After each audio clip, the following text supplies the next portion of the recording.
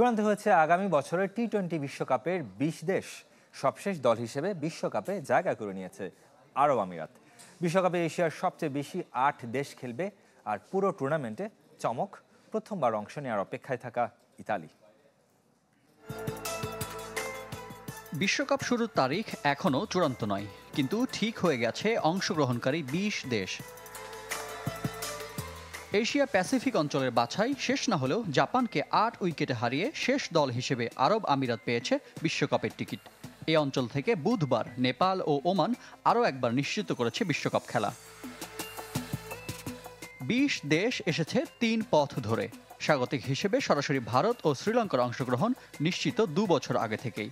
এই দুদেশ বাদে 2024 বিশ্বকাপের সেরা 7 দল সরাসরি পেয়েছে অংশগ্রহণের টিকিট, যে তালিকায় আছে বাংলাদেশও।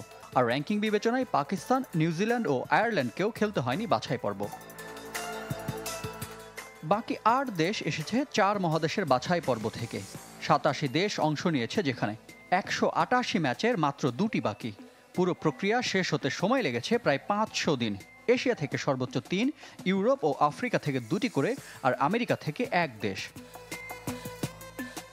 বাছাই পর্বে চমক দেখিয়েছে ইতালি। প্রথমবার আইসিসির মেগা টুর্নামেন্টে জায়গা করে নিয়েছে জো বার্নসের দেশ।